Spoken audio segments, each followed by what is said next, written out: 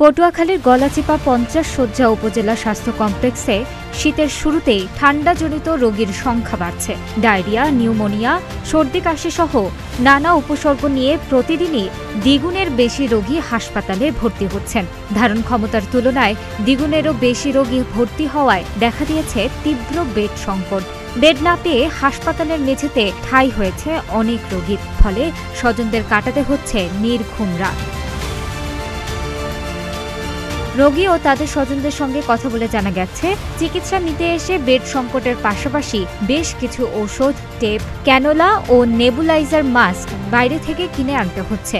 আর রোগীর অতিরিক্ত চাপ থাকায় হাসপাতালের মেঝেতে বিছানা করতে হয়েছে। পাশাপাশি বেডে জায়গা দিতে হলে আয়াদের দিতে হয় ৫০ থেকে ১০০ টাকা। এতে বাড়তি খরচের চাপ পড়ছে রোগীদের ওপর।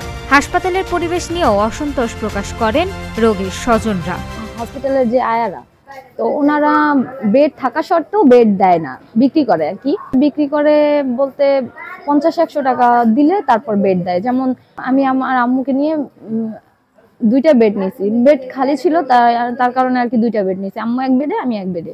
তো ওই বেডটা তো খালি, যে বেডটাতে আমি ছিলাম ওইখানে রুগী ছিল না। তখন এক আয়শা বলতেছে যে আপনার এইখানে যদি অন্য কোনো রুগী নিয়ে আসে কেউ, আমার অনুমতি ছাড়া এখানে কোনো রোগী শুইতে দিবেন না। একটা কাপড় বিছিয়ে দিছে ফুলের উপরে, এতটুকুই। আর এই যে চেলাইন দিছে।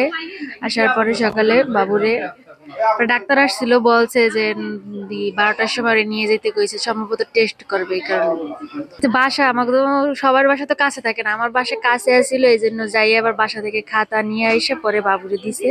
তো এইটার উপরে রাখছি। এই যে বাবু ডায়রিয়া হয়েছে। রাত 8:30টার দিকে আমার বাচ্চাকে নিয়ে এমার্জেন্সিতে ভর্তি হয়েছি। বাচ্চার ডায়রিয়া জনিত সমস্যা প্লাস টাইফয়েড জনিত সমস্যা, কিন্তু বেড পাই নাই।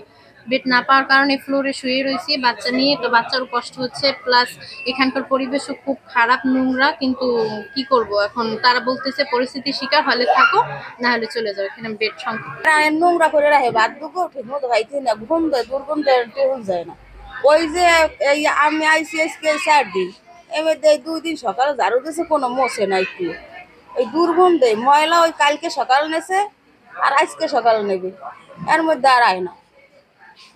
আর ওই টয়লেট তো ঢুকুনি যায় না, ওইখানে দুর্গন্ধে বমি আসে খালি। আর আজকে 4 দিনের মধ্যে একবার খাবার দিয়েছে।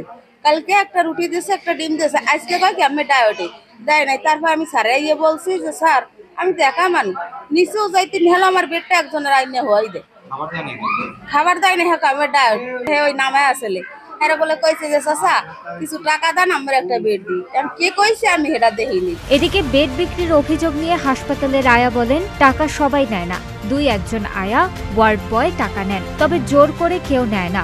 রোগী খুশি হয়ে চা ও পান খরচ দেয়। বেড দিয়ে টাকা না কেরা হ্যাঁ জানি না, কিন্তু আমরা বেড দিয়ে কোনো টাকা নিই না। এটা রুগীরা আমার হাতলেও আমি নিই না। এটা আমার একটা আছে আছে আছে আছে যারা নেয় হেরা অনেক হ্যাঁ নাম আমি কইতেছি না, আছে 2-1 আছে টাকা নেয়, আমরা টাকা ধরি না। যেমন একজনে দেয় খুশি পান খাইতে। এদিকে হাসপাতালের জুনিয়র কনসালটেন্ট ডক্টর মোহাম্মদ আল আমিন বলেন, বয়স্কদের মধ্যে যাদের ডায়াবেটিস আছে তারা বেশি আসছেন।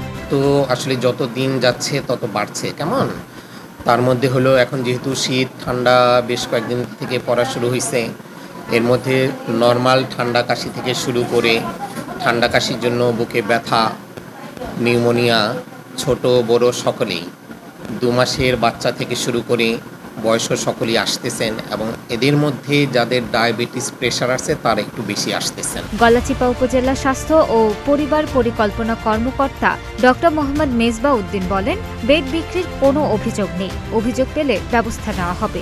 হাসপাতালে বর্তমানে রোগীর সংখ্যা অনেক বেশি, প্রায় প্রতিদিনই 120 থেকে 30 জনের মতো রোগী ভর্তি থাকে 50 শয্যা হাসপাতালে। এখানে ডেঙ্গু, তারপরে আছে নিউমোনিয়া এবং ডায়রিয়া সহ আরও বিভিন্ন জ্বরের রোগী আমাদের এখানে ভর্তি। রোগীর সংখ্যা বেশি হয়, আমাদের আসলে অনেক রোগী আসলে শয্যা পায় না, এবং আমাদের জনবলেরও ঘাটতি রয়েছে। এই জন্য আসলে অনেক বেশি রোগী হওয়াতে একটু সেবা দিতে আমাদের কষ্ট হয়। তারপর আমাদের সকল পর্যায়ের কর্মকর্তা কর্মচারীগণ আন্তরিকভাবে চেষ্টা করতেছেন আমাদের রোগীদেরকে সর্বোচ্চ সেবা দেওয়ার জন্য।